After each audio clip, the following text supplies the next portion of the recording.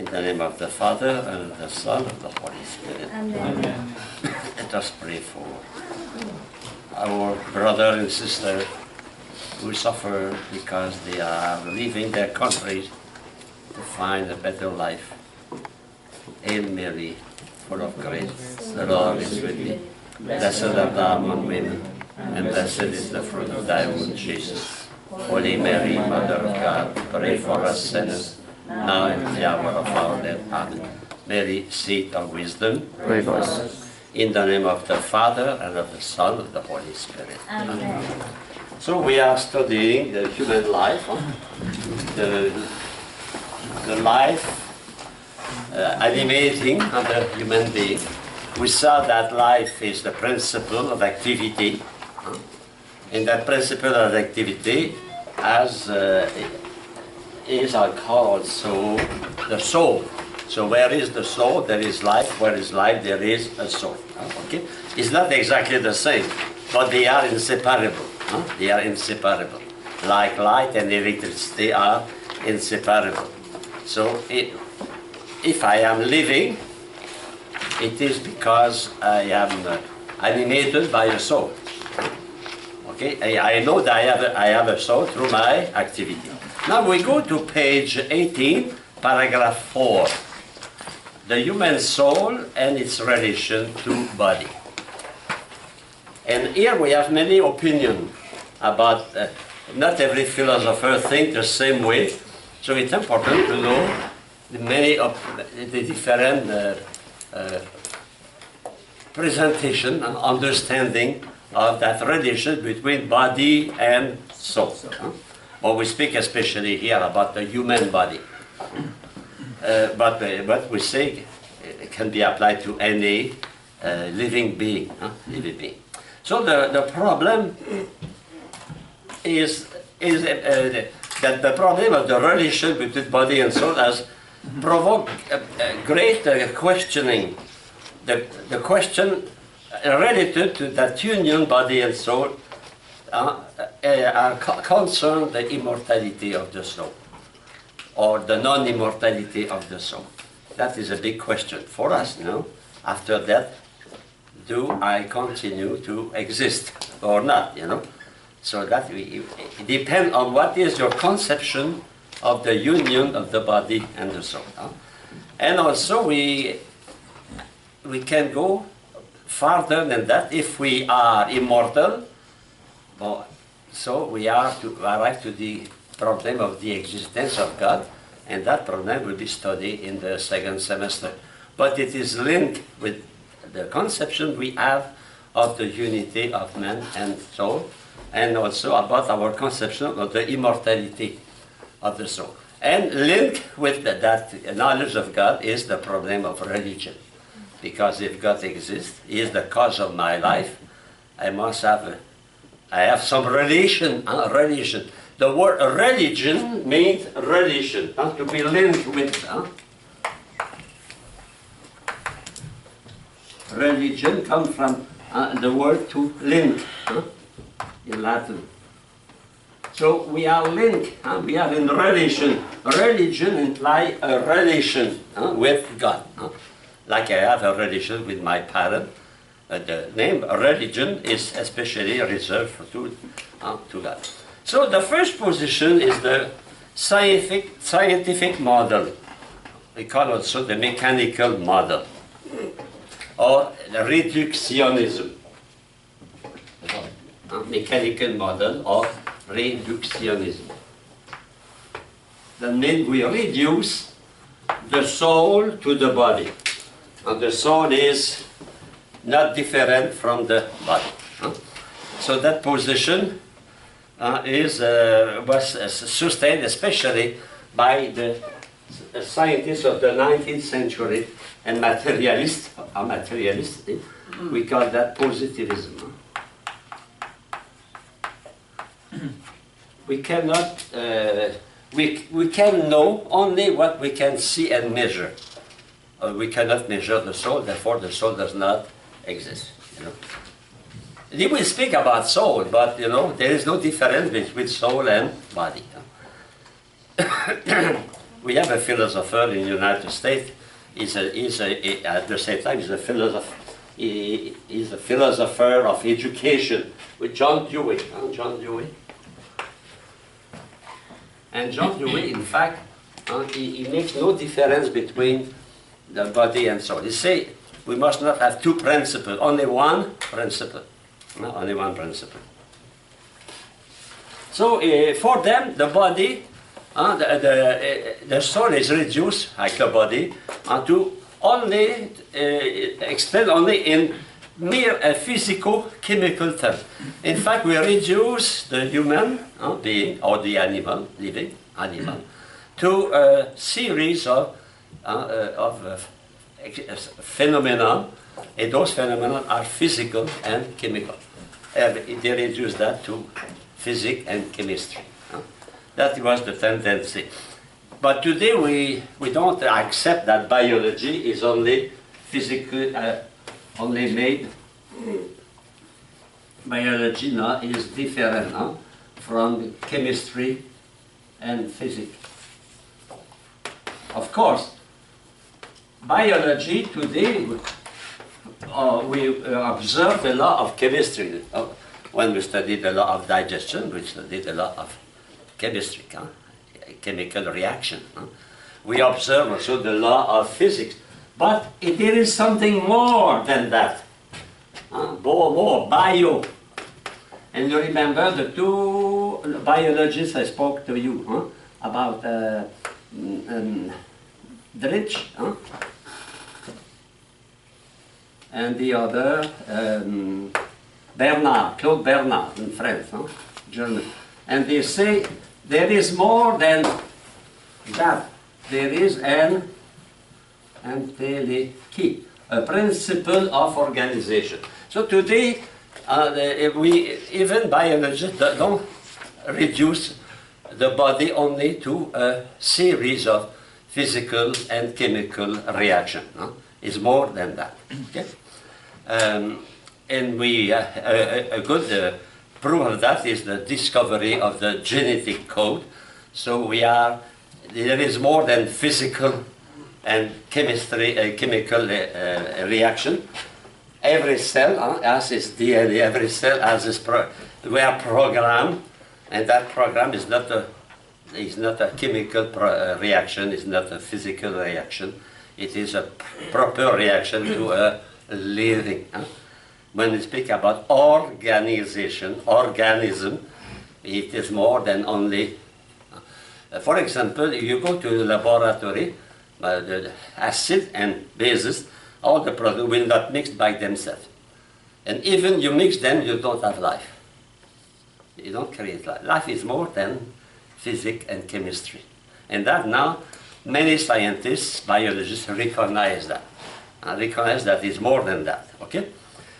You can read the text of Mr. Kersler and Smithies. I go to next page, 19. The necessity of a new look viewed from the recent discovery of microbiology. So even now, we have a much better knowledge than the positivists in the 19th century. We have a much better knowledge of life than Darwin. Darwin has a little knowledge of life in comparison of what we have today. He did not have the electronic microscope. He was not able to discover the constitution of cells, etc. So our knowledge is much better. And the more we know, the more we don't accept the position that the body is only a series of chemical and physical reactions.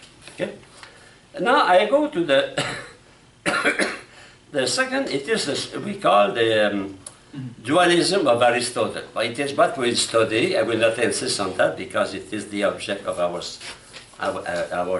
chapter this morning. Now we have another current we call monism. Mono in Greek means one. A monk, what is a monk? A mono. A monk is a one man living alone. One. So, a monism, it is to reduce the body, to reduce the reality to one principle. only one principle. Principle of life. Huh? Well, it can be materialist. It can be also spiritualist. That means some philosopher reduce the reality of man to a materialistic aspect, if you want, only to matter. Everything is reduced to matter. Other, they say, no, the reality of man is only to be a soul. So we have the two kinds of monism, both. One is materialistic, the other is spiritualist, or spiritual monism. Or spiritual, okay.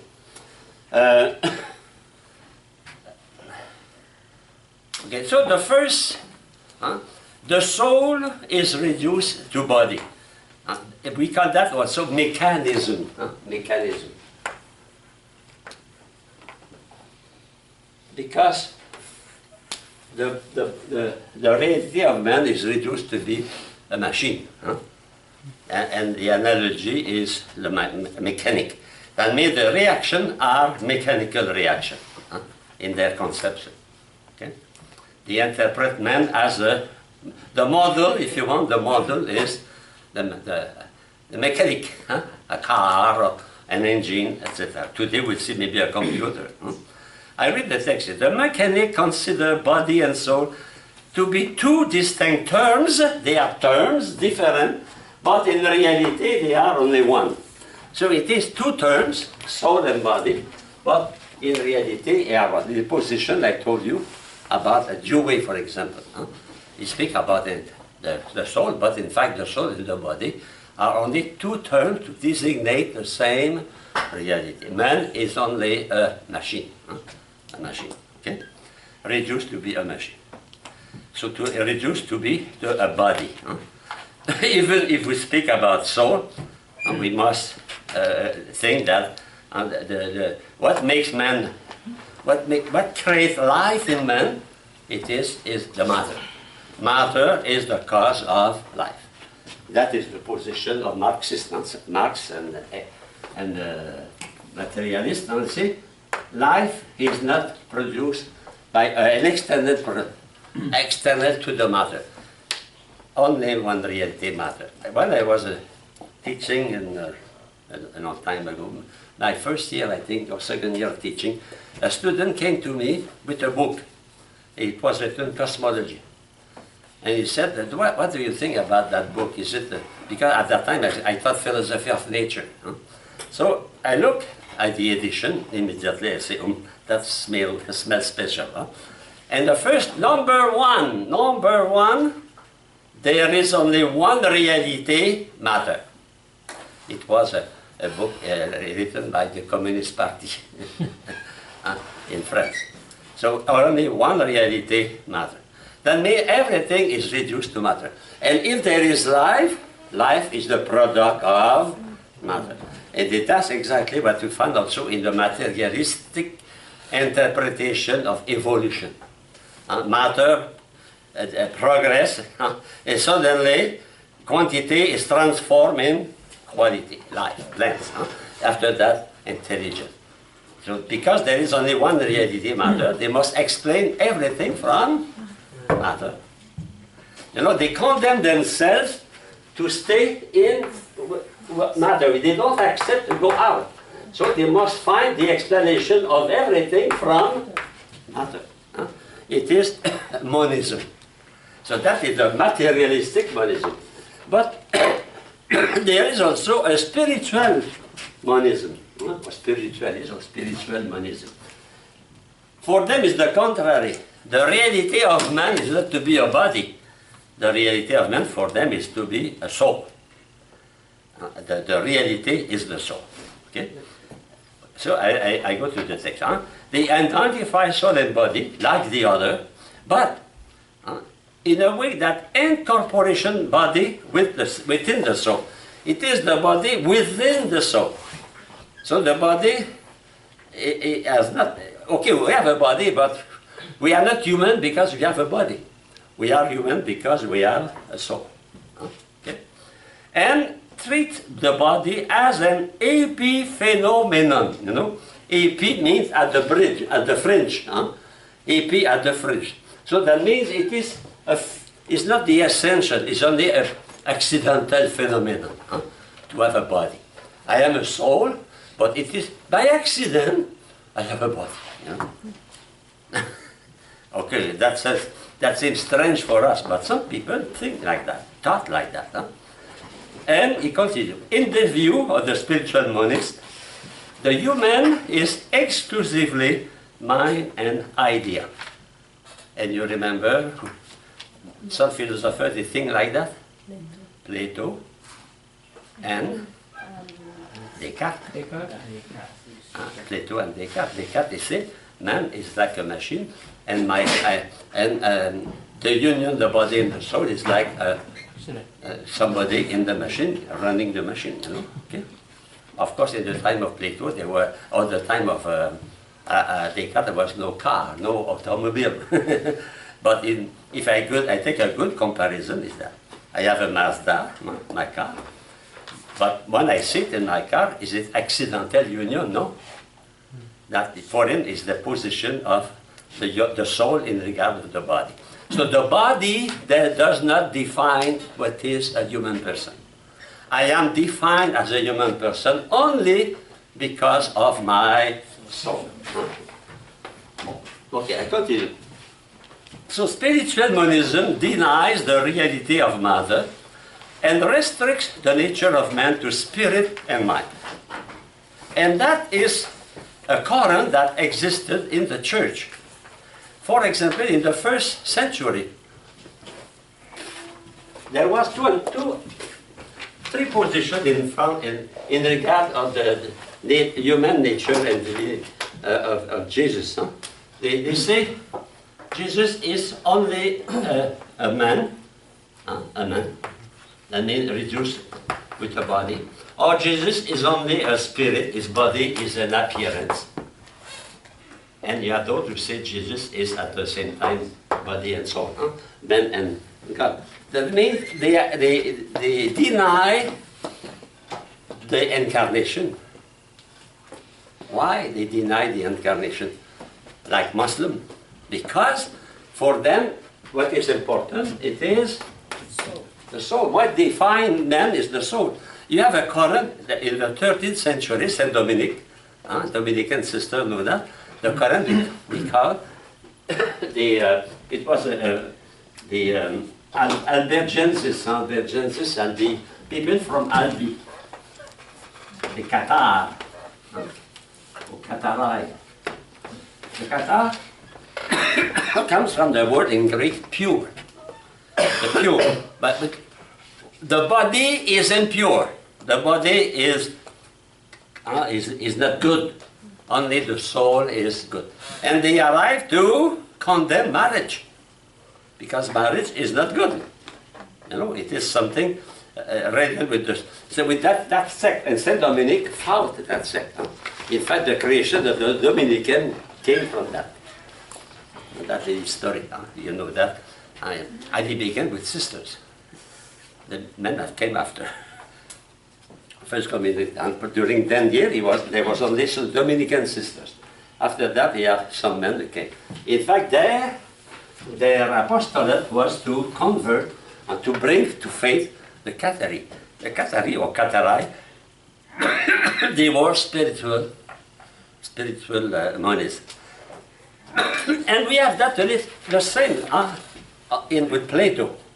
What makes a man? A man is not the body. The body is the cave. The body is not good.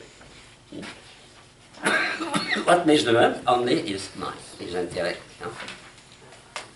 And Descartes, okay,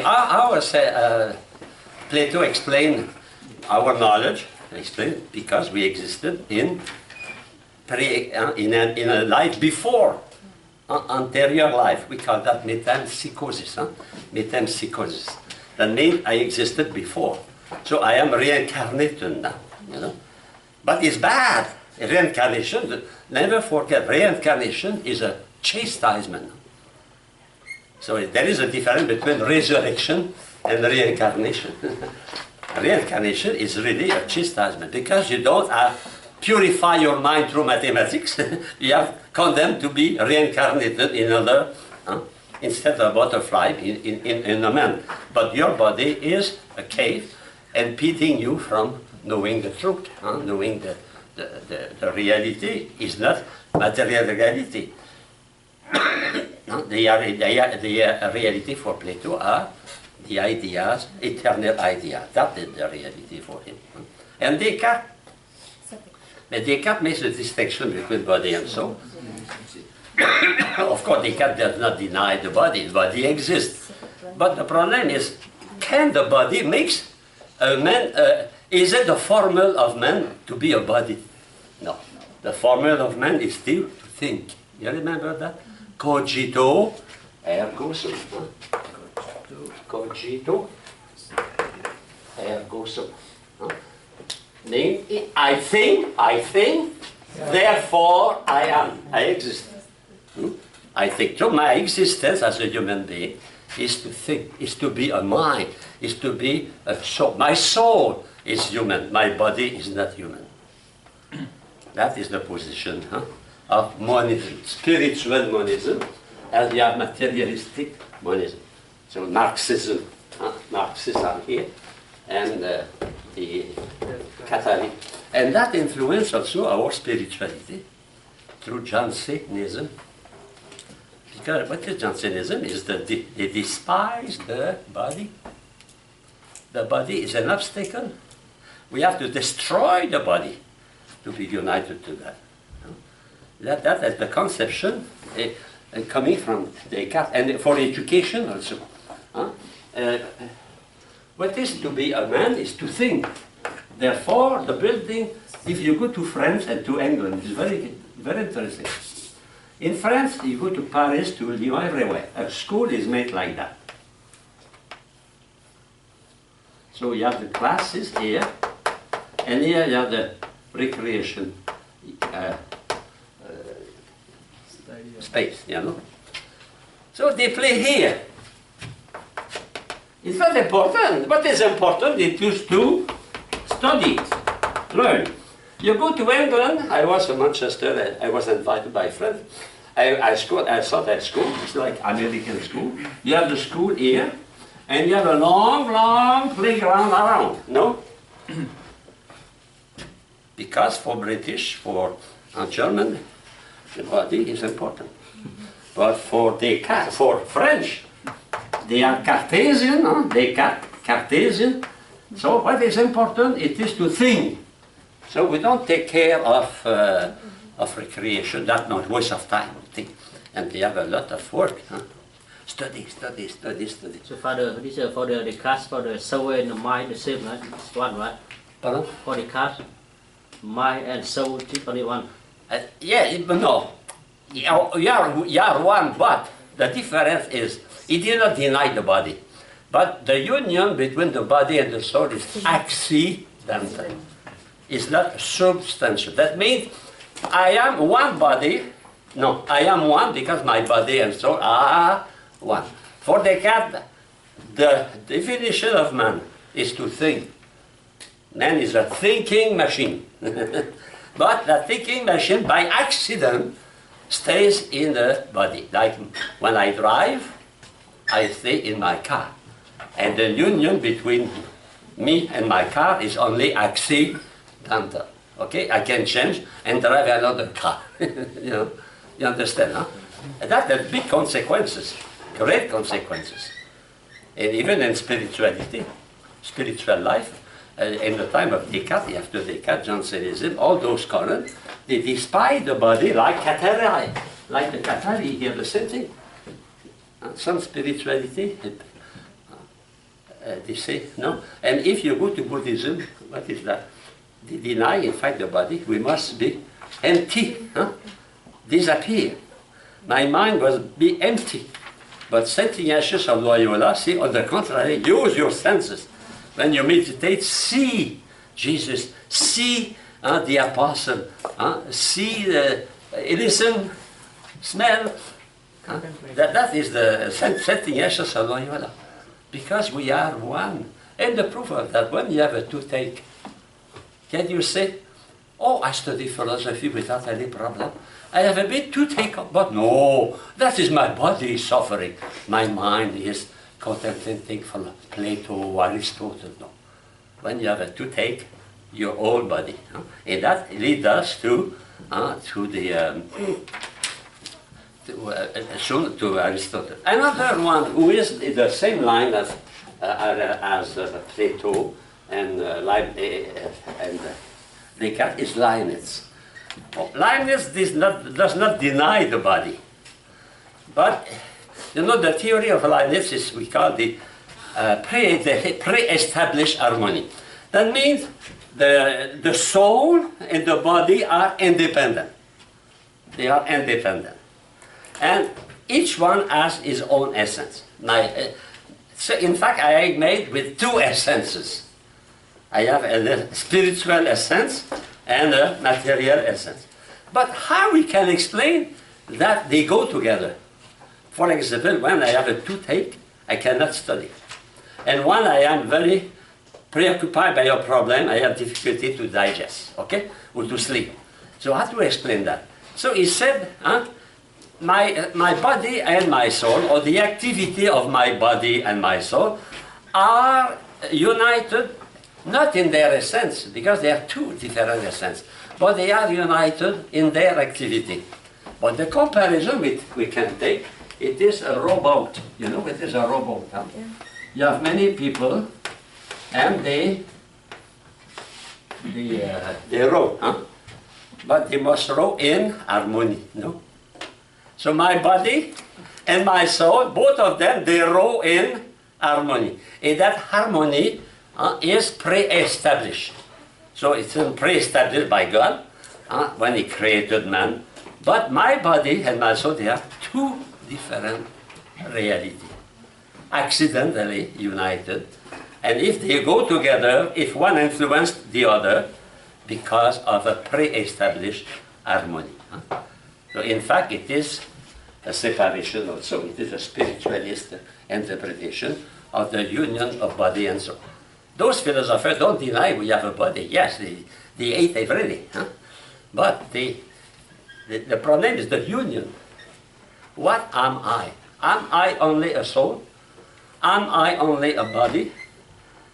How the body and soul are connected, accidentally or substantially, you know. And that is important because if you say my body is accidentally united to my soul, if you accept that, you can go to the conclusion of that. When your body kills someone, it is your body that is responsible of killing. You know, punish the body. So my soul and my body together, I am guilty. My body and my soul are one for us. That is, we arrive to that. And the moderate realism of St. Thomas, of Aristotle. In fact, St. Thomas uses the theory of Aristotle. And that, for me, is a genius. Aristotle, for me, is one of the greatest geniuses in the history. But today, since the Galileo affair, it is rejected. Majority of universities now study Aristotle, not the philosopher guiding their reasoning, their way of looking at the world, but only as a historical phenomenon of the past. In the fact, the great turning was the Galileo affair. Why? Because in the name of Aristotle, they obliged people to believe, in fact to believe, that the center of the world is the earth. Yeah? And you have the proof that it's the contrary, the earth is turning around the sun. Well, you know that problem, I don't want to discuss that here. But the turning is there. And Aristotle, he stays a great philosopher. In fact, a part of our language, in English, in French, I don't know in Vietnamese, but that in Spanish is filled with the term of Aristotle, especially matter and form. Act and potency. Substance and accident. All that comes from Aristotle. And we speak about that continually. I open my television and formation. I have 1 and 4. The mother of that. He is in potency to do that, is the power to do that, etc. So all that is, I think, is the fruit of the reflection of Aristotle. And that Aristotle thought about that union with body and soul. He was the disciple of Plato. He did not agree with Plato. Because he said no. He was a biologist. He was a biologist. He was the teacher of, a preceptor of Alexander the Great. So he said, no, we cannot reduce life to only material reality. And secondly, that animation of the body, animal or human being, it is united with the body. We cannot separate matter and form. For example, in this desk here, I cannot separate. I can distinguish, but the moment the form of the desk will disappear, I will have only planks, planks of wood. Okay? But the matter is with the form is with the matter when something exists. It is the principle of determination. And here you see the importance to understand the isomorphism, and the theory of act and potency, because the explanation of life is taken from that distinction we studied before, matter and form. Matter is determined by the form. What makes a desk is not only the wood, it is the form put into the wood we call desk. Yes? Then asceticism also is somewhat very related to materialism, no? Because in the some fathers of the church, they left the world and went to the forest to meditate. For them, the body was something. Yes, but don't forget the father, the first, not the father of the church, but it was the first monks, hermit. Yes, there was many were disciples of Plato, like Saint Augustine, for example. And if you are disciple of Plato, you say Plato, the body is a cave. So the body is an obstacle to be united to God. So you must be freed from your body. So you pray, you meditate, you practice mortification, you don't satisfy your body. It's a current, yes. Yeah, Plato has a great influence. We cannot deny that. But in fact, the concept used by the first councils, they are the concept taken from Aristotle. The concept of nature, the concept of person, soul and body, etc. Okay? In fact, Aristotle has a great influence up to Descartes. After Descartes, the influence diminished continually, and I would say his academic death was the Galileo affair. And now they don't want to. If you quote Aristotle, you say you can quote him only as a historical personage, not one able to animate your philosophy. Is the reason why scholastic philosophy or Aristotelian philosophy or Thomistic philosophy is taught only in Catholic university and not in everyone. I follow a class in Paris 3 years. I have a class on ethics given by a Dominican, eminent Dominican, and he said not a single word about St. Thomas in 45 hours. Because St. Thomas for him was a theologian. All the teaching was based on count. He was a Catholic university, he's the Catholic of Paris. That means, not every, we are the last of the Mohican. Yes, but. Do you know who Anthony Flew was? No. He was a famous atheist in the mid-1900s. And before he died, though, he became a theist. And he said what it was.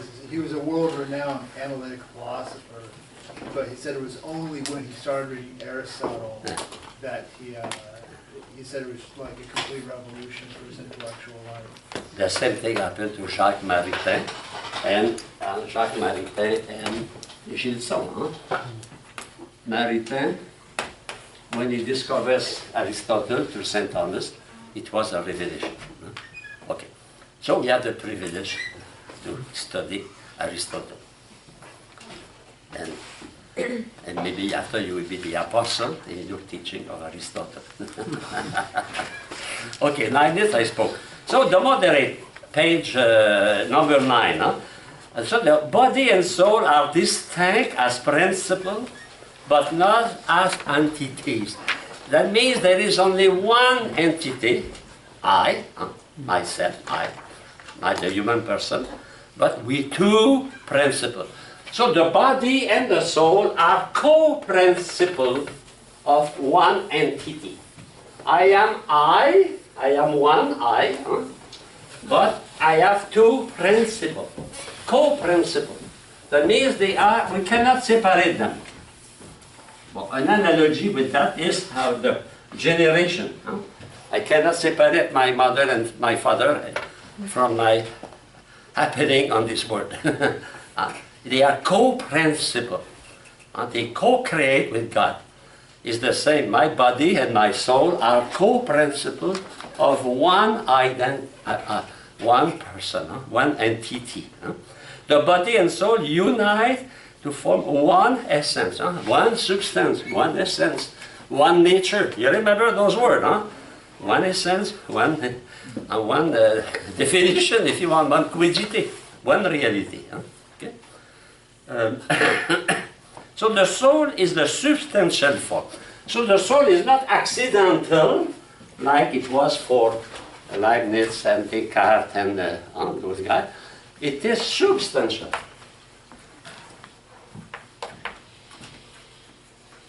Form. Well, to understand that, you must understand what is a form. So the form is the principle, the determination, the principle determining, giving making matter such a reality. So the form is determining the matter. Giving the matter is specificity. It's not a chair, it is a desk. I am not a crocodile, I am not a bird, I am a human being. And that, so the matter for us will be the body. And the form animating the body will be the soul. The soul. That is a theory we call polymorphism. We apply the polymorphical definition of life. Polymorphical. What is the soul? The soul is the form of the body. And we will see another definition. It is called metaphysical definition of the soul. Because the form is to matter, like the act is to potency. So we can say, my body is in potency to have activity, to have activity through my soul. So what is the soul? The soul is the act of the body. Like here, the soul is the form of the body. That we call that polymorphical definition, polymorphism. And here we call that metaphysical definition, because we speak about act and potency, and they are reality. Okay, so the form is internal and invisible. In fact, the form is, even for the desk, the form is the principle of determination. I go to, that is very, very important. All those pages up to page 26. From 22 to 26, they are yellow, yellow, yellow. They are excessively important. They are the central is here. I hope you will read them and read the book attentively. Meditate that. Take the time to assimilate. They are excessively important. The center is here. Okay? So I go to the page 22. Therefore, the soul is the first and most basic form of the body. It's not accidental. It is substance. Both of them together, it is my I, my substance. My substance. I am a complex reality made with matter and form, with act and potency, with soul and body. Okay? So number 5, and the soul makes the body to be a human body. It's not my body that makes me a man, because my body changes continually. And we know that through sciences, every year, every day, we lose thousands and almost millions of cells. And we renew that because we eat and we breathe. So my body is changing. I cannot say I am I because of my body alone. And look at yourself when you were the first communion, and when yourself now. You are the same and you are not the same. Your body changes. So what can precise your identity? Of course, you have quantified matter, but it is the substantial form that makes you a human body. In fact, we have exactly the same cells, the same chemical components as any other animal. All other animals have the same component as we have. Is the reason why, when they want to experiment a medication, they don't use men first, they use rats, or they use rabbits, they use animals, because they have the same component. So what makes me a man and not a monkey? My grandmother, my grandfather, maybe they were monkey, but I'm not a monkey because I have a spiritual. For me, evolution has no problem with that. I have no problem with that.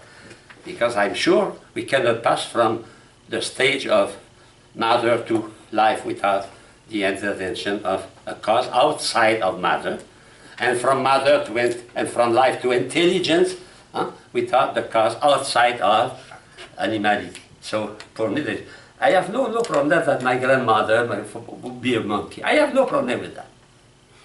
Someone there say, "Hey, father," the problem is not that. The problem is I am a man, a woman, a human being because I have a spiritual soul. I have a soul. And that soul makes me a human being. A human being, okay? Of course, when you study evolution in science, they don't speak about that because that is metaphysical. But if you study evolution in the science, you cannot ignore that at the metaphysical point of view, there is no effect without a cause. A cause able to give. So matter cannot give life. And life itself cannot give spiritual life. Okay? I continue to the text here. So the form and the soul are the first principle of life. The first principle of life. They are the co-principle of life. So when we study, you remember we study intellection. We have the phantasm, you remember that? And the phantasm, the image, an internal image of things outside of us. And we have the intellect agent. So the intellect agent was the principal efficient cause. And that is the instrumental efficient cause. But my body, as a body, is the tool of my soul. My soul cannot see. My soul uses my body to see. No? Yes. Yeah. Can your soul smell? No, Your soul smell through your nose. nose. No? Okay? Well, I continue. The form, because the form of it, that very, very important line, excessively important. The soul is the active, determining cause internal to the thing. Very important. Active, determining cause. A principal, efficient cause. Determining principal, efficient cause. So the soul or substantial form is Here, maybe you have a correction to do. I don't know if it isn't. You have to write, is the principle of programmation. Huh? The soul is not programmation. The soul is the principle of programmation. Have you the correction already done? Yes, Ram. Okay. Organism. We saw just before, last class, that is programmation, organization, hierarchy. All that imply a principle. In that principle, Claude Bernard and Jan Rich call entity, we call that the soul. The soul, the principle. Okay? So, it is the first organization principle. That is important. The first organizational principle. I showed that affirmation is very important. You know, when the first cell is in the womb of the mother, fixed in the womb of the mother, the first cell, without any external intervention, begins to divide and to organize. That first cell is programmed. You have your DNA. You have your chromosome in that first cell. That first cell is organized. And that first cell is developing within itself. That is here. It is the active determining cause. What makes you develop, it is not the food. But the food itself does not develop you. You eat and you assimilate because you are living. We cannot say the food give me life. No, it's not true. It is your life that gives life to the food. That means the food itself has no the power to become you. If you eat meat, if you eat bread, and that become your cells, because there is an active principle, there is an organization principle. And the first principle is at the first time the cell begin to. So then we can affirm scientifically, not only philosophically, scientifically, that life is at the first time after the conception. We don't know when happened the conception. We don't know that. But we know that as soon as the first cell begins to develop, begins to organize, we are sure that life is there. And that life is not the life of a hen, the life of a rabbit is the life of a human being. Yes, Lord. So one question in regards to this is, so for Thomas, the principle of individuation is quantity. Quantify matter. And so, from understanding, in his understanding, like the soul is generic, and what makes it specific to this person or that person is being joined to. Yes, exactly. My soul is individualized by my body. So, because my soul is spiritual. I don't say you have a common soul, no. But as soon as God created the soul in the first cell, that soul is the cell of this body. But not because of the soul, because the soul has no quantity. No, it's not. It is because I have a quantified matter. It is a principle of division, and in the Middle East we discuss a lot about that, you know. But it's, the spiritual reality cannot by themselves be one, and separate from other, because I am different. My soul is different because it animates a quantified matter different from your quantified matter. And we know that quantified matter is opposed. We cannot make together. They are impenetrable. Okay? So we are different. Yes. So then the further point to the question is, would there be a link between, like we're talking about the genetic code, is there like a link in the soul where sort of like the genetic code is the expression of that particular soul in relation to the particular So I cannot answer that, but I think personally that it is because of the soul that you are programmed. Because the mother cannot by itself program. The principle of programmization, it is your soul. but the soul cannot act without a matter. So your parent gave you the matter, give to God, not to you, give God the matter, and that matter is the first cell. But the first cell cannot develop, it can stop there. And that is a dead cell, you know. But the cell, if the first cell, because for example, those who work an embryonic cell, they try many times to put life in the womb of a woman. Only one on maybe 10 times they succeed. But the other have no life. If they don't develop to have life, it is when we multiply, when we divide, when we organize, when we are programmed.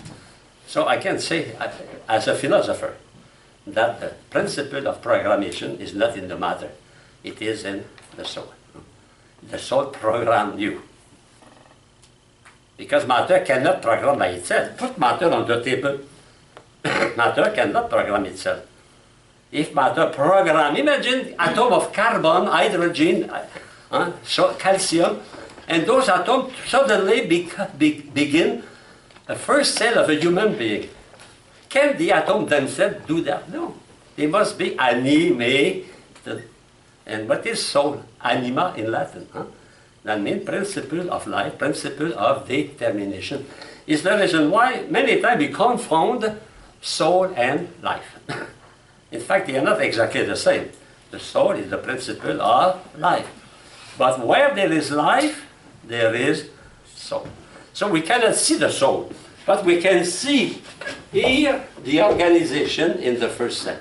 So we can see that, we can know that. And because we have the programmation, we can say if there is effect, that means a principle of effect, a cause. And that principle of determination as the individual human being is the soul. I am not determined as a human being only by my body. It is my soul who organizes my body. Because my matter by itself has no organization. And when you die, you lose the principle of organization. What is sickness? Disorder. What is death? The absence of programmation. Finished. The program is ended. No more. Okay? Okay, continue because time is passing. So next paragraph. There is, okay, if the soul is determining matter, there can be only one soul by a living being. But we saw before that there are 3 levels of life. You remember, vegetative, sentient, sensitive, and intellective. So, do we have 3 souls? No. We have 1 soul with 3 functions. You remember the question I asked you? Intellect. Do you have 2 intellect, agent intellect and passive intellect? No. Someone said 2. Oh, you are schizophrenic. No, you have one soul, 1 intellect with 2 functions. So I have 1 soul, and the superior can move the inferior, you know. Okay. So can only be the result of 1 unique organism. When there is organization, there must be only 1 organizer. You know, when you play football, for example, if you have 2 coaches, that's not function. You must only 1 coach. So there is only 1 coach for the programming of our body is my soul. Okay. Next paragraph. 1 and the same principle for all levels of activity. I explained it. Next paragraph. Indivisibility of the soul and omnipresence of the soul throughout the body. Okay, if you lose one arm, for example, you have an accident, you use your arm, no more arm. Do you lose a part of your soul? No, the soul is indivisible, is spiritual. But the soul, where is the soul? In your brain? No. The soul is in the whole. Because you cannot animate without your soul. It's like electricity. Electricity, when you use electricity goes everywhere in the device, no? We cannot separate. We can say, no. If you want to separate, you have to cut the wire. Huh? So electricity expands everywhere in the device. It's the same. Our electricity, by analogy of my soul, is animating all my soul is in my eye, my soul is in my brain, my soul is everywhere in my body. But if I lose something, I don't lose my soul. Like if a part of the device is detached and the device continues to function, the electricity is the same. We cannot divide the electricity. We cannot divide the soul. It is an analogy, of course, comparison. I go to unity of the living being. I already spoke about that. Because the soul is omnipresent. The soul is, you know, we spoke about life. What is life? We saw life is spontaneity and immanent. I mean, life is immanent. Life is immanent to your whole material reality. So my soul is no more in my leg than in my brain. Electricity is no more in the lamp than in the heating system. Electricity is the same, animating everything. So the soul is the same, present in all my. And what is the role of the soul? Is to create unity. How is it possible that the cells of your little tubes continue to stay with you? Because of the unity made by the soul. You lose, you have an accident, you lose a part of your skin here. And you have new cells after. Those cells are animated by your soul. Otherwise they will fall apart. So the soul is the principle immanent in all the member. I can say, I am totally ensouled. My soul is not only in my mind, my brain, my soul is everywhere. All my cells, my trillions of cells are animated and unified by my soul. And when I die, I have no more a principle of unity. I will become dust. Dust. Because there is no principle of unity. So as long as I am ensouled, animated by the principle of life and unity, every part of my body are one.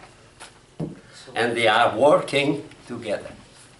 They are working together. My eye works for my whole being, my ear works for my whole being. No, everything works for the whole being, your health, good health, your survival, etc., your prosperity. So, next paragraph. And the indivisibility of the soul permits one to refer to his finger or nose or foot as his own. I can say it is my finger. They are part of me. They are animated. So they are one with the whole. One with the whole. And they are not possessed by the whole as an object. I don't possess my hand like I possess my pen, for example, or my wallet. I am, in fact, and they are part of myself. They are part of myself. Look at your hand, the marvel, that is a hand. That hand is animated by your soul. Everything is important. Okay? So, the parts of form are part of one and the same subject. That means they are a part of, for example, my hands, my fingers are a part of my whole person, whole reality, but they are one. They are not apart. They are a part, but they are not a part. You understand? They are one with myself. And it is so true that suppose somebody died, and we take his heart and we send that to Berlin or to Tokyo because they need a heart. We transplant the heart. The heart will be in the new body, and that will be functioning. Why? Because it will be one with the new body for him, for that art. In my eye here, I have the transplantation, a cornea transplantation, a part. That means I see because I have here a part of the eye of a dead man or a dead woman. I can see with a dead part of a dead body because my principle of life is animating all my senses. Today they are able to attach an end to a man. They can repair many things using the kidneys of another. They are your kidneys. They are your heart. They are my eye. What I see is not the dead person who sees. It is I who see using a part of the eye of a dead person. So what is animating? It is my soul. My body is changing. I can change some part more. We did not succeed yet to change the brain. We have no changing the brain, but but we change a lot of things. Eyes, we can many things we can change. The kidneys, the heart, etc. Okay. So the being of my foot is an integral part of my being, and not have an existence apart. Then the means of that means that my body is not an object that I possess. I don't possess. I am my body. I am not the owner to possess. I should be the cause of my body. Nobody is the cause of his existence, but I am my body. I am my soul. All that are part of my existence. And they are one together. Of course, I can distinguish my hands from my feet, but they are one in the same subject. Is the reason why they are animated by the same soul, etc. So the soul is making me one. We know we studied just before the extreme complexity of the human being. No? Remember that? How is it possible that trillions of cells are working together for the common good of all those cells? I mean the health and the life of that person, because there is a principle of unity, a principle of animation. So your soul goes everywhere, animates everywhere, is present everywhere. They are one with you. But your soul is not your body.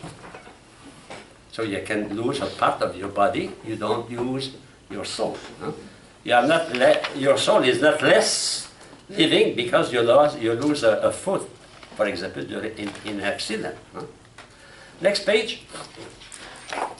So in the paragraph, in the square, it is an argument against women to pretend they can get rid of the fetus because they are the masters of their own and the owner of their body. The fetus is not a part of the mother. The fetus has his own identity, his own DNA, his own chromosome, his own organization, his own principle of life. So that is very important. Because one of the arguments of pro-choice, it is I am the master of my body. We are not the master because we are not the master of our body because we don't possess our body. If I was the master of my body, there is no crime to suicide, for example, or to mutilate. No, I am not the owner. I am a body and soul, but I don't possess that. I don't possess. You remember when you study the categories? You have the case of possession, no? Remember that? Possession and the substance. The substance possess a thing outside of Earth. We possess, but we don't possess our member. Of course, I say that we continue to say my finger, my hand. But when you say that, we don't have fun, you have the honor of that. To be the honor of your body, you should be the author, the maker of your body. We are not the master. We receive a body. We receive life. And that is nature. But those who don't accept nature, they say, I am the master of my body. So I can do what I want with my body. You know? In the discussion, pro-life and pro-choice, in fact, a large part should be not feeling, but reflection, philosophical reflection. I think that chapter is for those who work for life. You have the excellent element to answer and to explain to women that they are not the master, the honor of the fetus. They cannot do what they want with the fetus. The fetus is not them, it's different. It's a unique person. It is temporary in their womb, but not forever. Okay? So the human individual transcends all its parts. At the same time, my soul is in all my parts, the body. At the same time, is above, in the sense that I have the control of all that. I transcend. And the human person is at the same time incarnated in the matter, in the body. But also we can go above, because we are spiritual. For example, we can reflect on our own knowledge. We can reflect on our own decision. We can reflect on our own life, you know. What we are doing now, it is because we are able to transcend what we are. My intellect, through the power of reflection, helped me to understand what a cat cannot understand. A cat has the same thing, he is united by a soul, but we have the power to see that, to know that, and also to control that. We call freedom, you know. And those is a proof of the spirituality of the human soul. To be able to control, to know, you must be apart. At the same time, we are in the body. At the same time, we have the power to go outside of the body. At the same time, we are inside of the phenomenon. At the same time, we can reflect on the phenomenon. The dog cannot do that. The cat cannot do that. The cat, when he eats, he is eating a mouse. He cannot reflect on the fact he is eating a mouse. Okay? That's the spirituality of the human soul through knowledge and through free action, free decision. Okay. So, the individual transcends them all, having being in itself.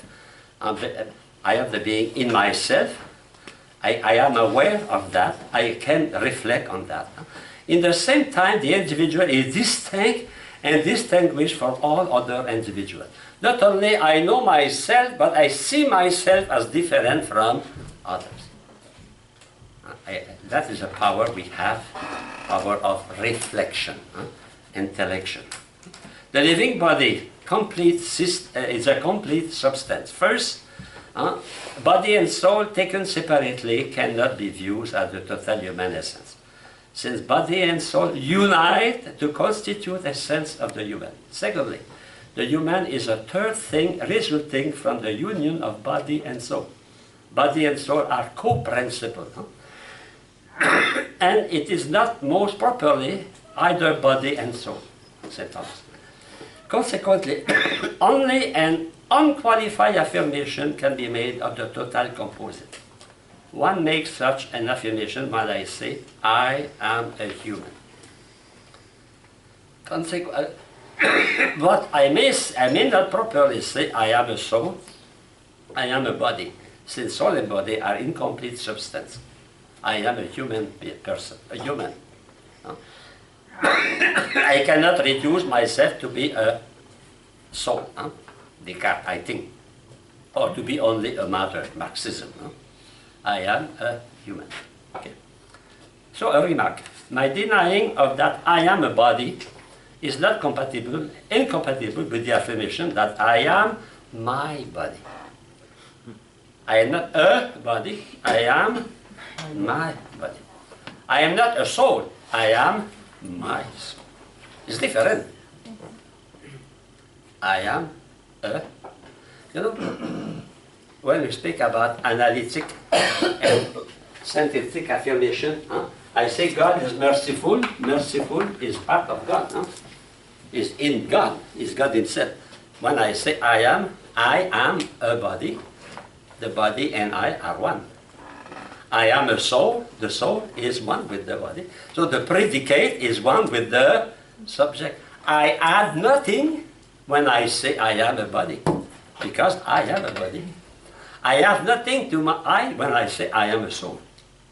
But I cannot say I have a soul. I have a body. I have both together. I am. Of course, when I say I am a body, I cannot say I am only a body. But I can say I am a body. I am a soul. In fact, I am both together. United. United together. I can distinguish. Okay. So, because of that, we have a self-presence. I know, we spoke about that. Reflective self-consciousness, deeper interiority. I am self-present. That is, what is reflection? Is to be present to yourself. I am present to myself. A reflection. That is the proper of man. Reflection, rationality. That is here. Okay. Man is a greater self-possession than either the plant and the animal, through his intellect and volition. We know who we are. We know our own essence. Because, but you know, in the Bible, when man gave a name to something, it's a sign he dominates that. We can know ourselves. So we have the power to control ourselves. To know myself, and that is the foundation of my responsibility. In fact, ethics, moral, depend on that.